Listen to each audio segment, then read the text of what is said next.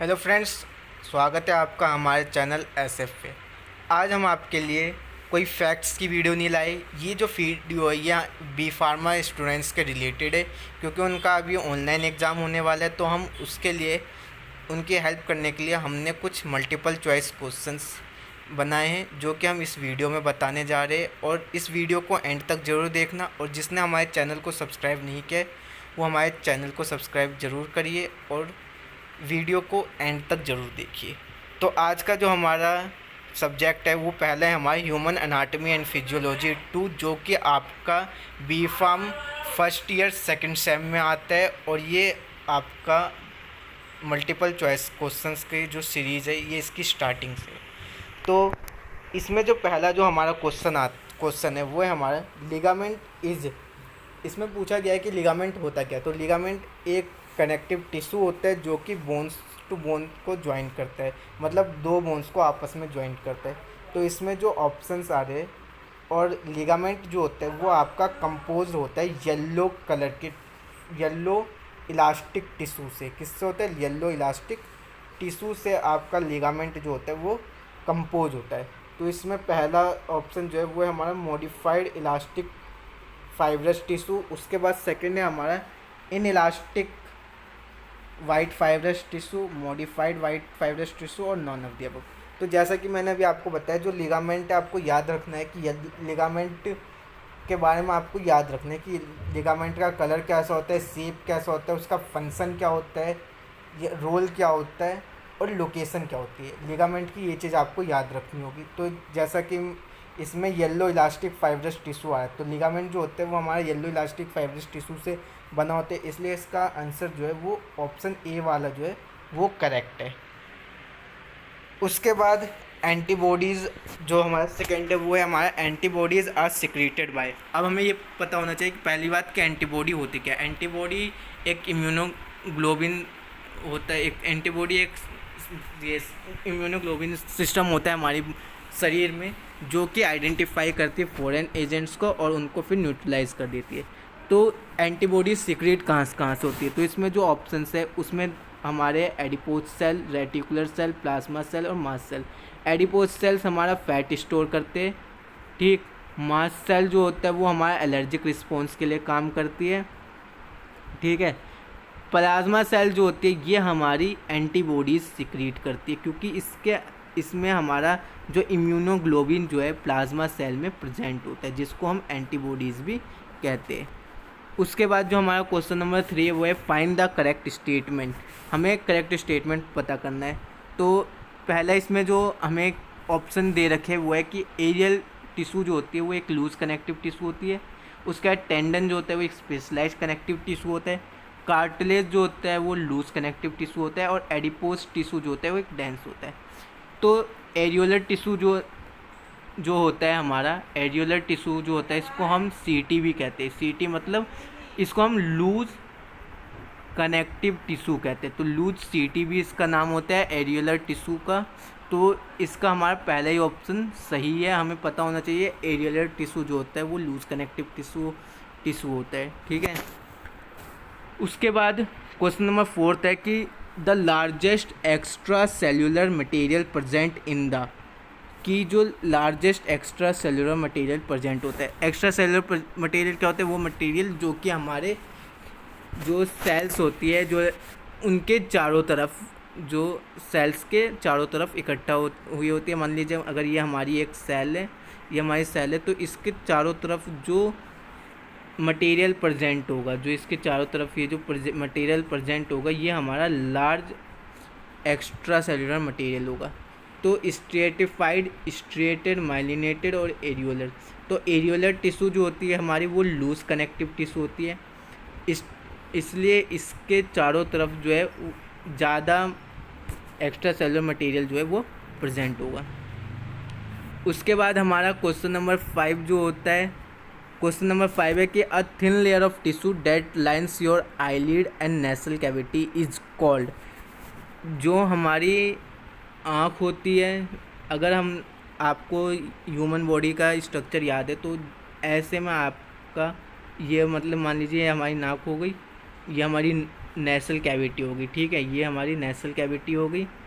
और इसके यहाँ से आपकर मैं यहाँ पे आँख बना दूँ, ठीक है, तो ये वाला जो पार्ट होगा इसका, ये वाला जो पार्ट होगा इसको हम कहते हैं आईलिड, ठीक। तो आईलिड जो होता है हमारा, आईलिड और नेसल कैविटी जो होते हैं उसमें जो थिन लेयर जो उसमें होता है वो हमारा म्यूकस मेम्ब्रेन होता है।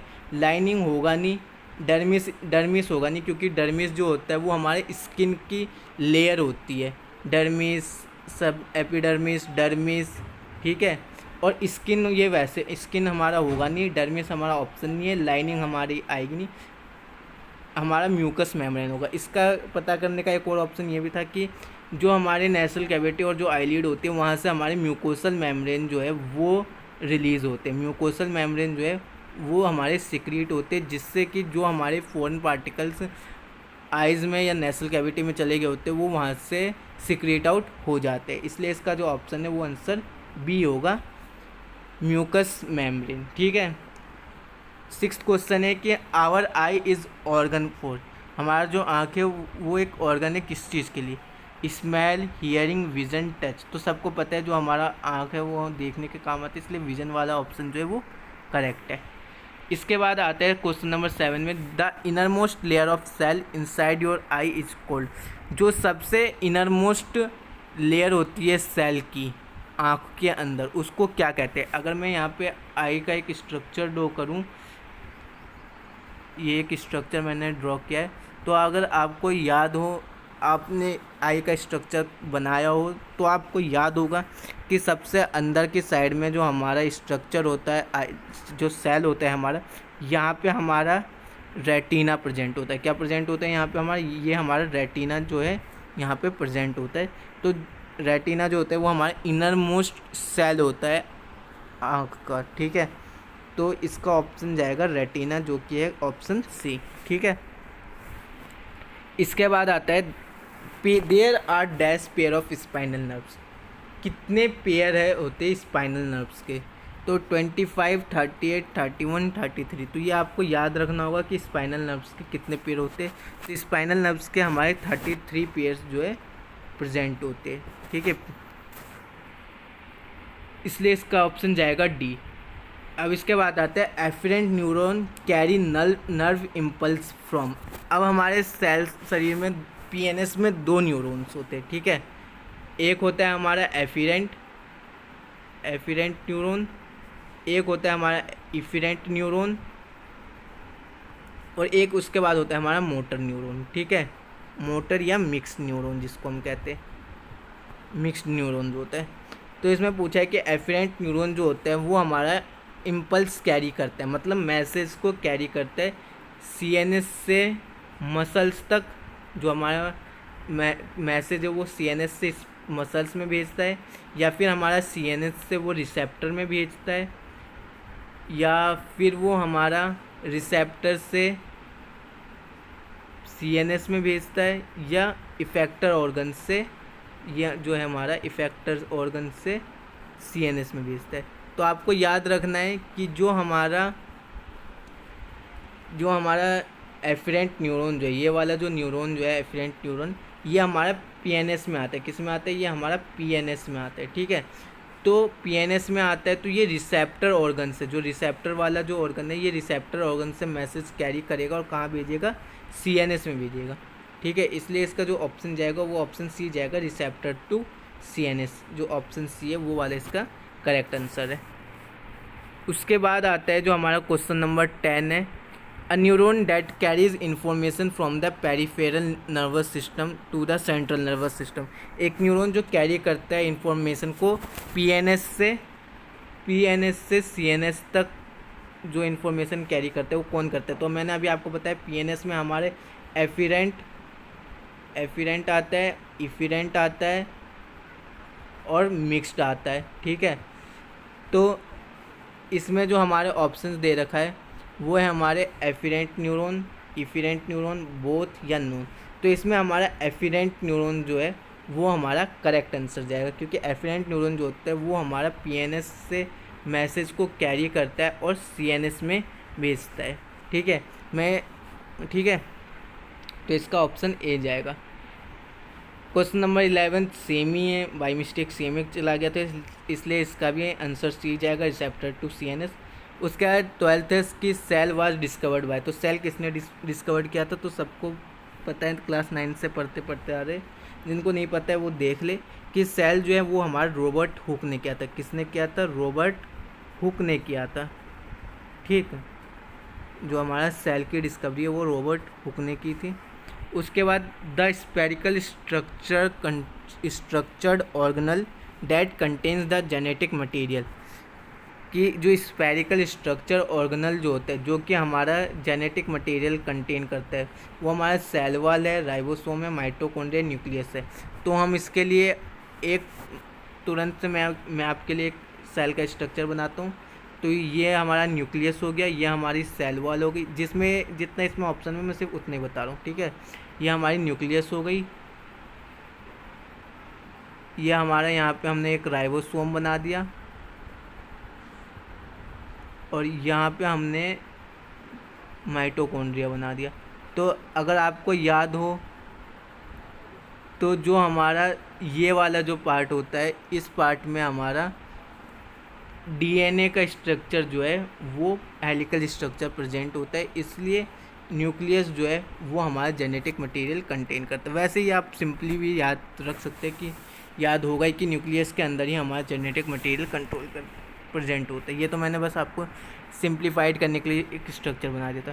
Prokaryotic genetic system has DNA but no histone, both DNA and histones, neither DNA nor histone, और आइदर DNA और हिस्टोन। तो प्रोकार्योटिक जेनेटिक सिस्टम जो होता है उसमें हमारा DNA तो प्रेजेंट होता है, लेकिन हिस्टोन्स जो होते हैं वो हमारे प्रेजेंट नहीं होते।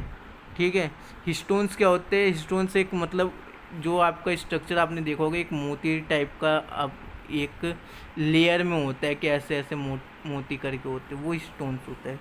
ठीक है,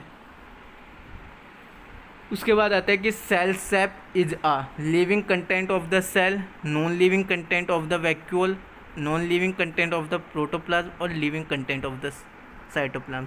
तो जो हमारा सेल सेप होता है वो हमारा non living content of vacuole होता है, इसलिए इसका ऑप्शन बी जाएगा। ठीक है, अगर आपको वीडियो अच्छा लगा हो तो वीडियो को लाइक करना, शेयर करना, चैनल को सब्सक्राइब करना, और अपने दोस्तों के साथ इस वीडियो को शेयर ज़रूर करना। Thank you and please subscribe our channel SF।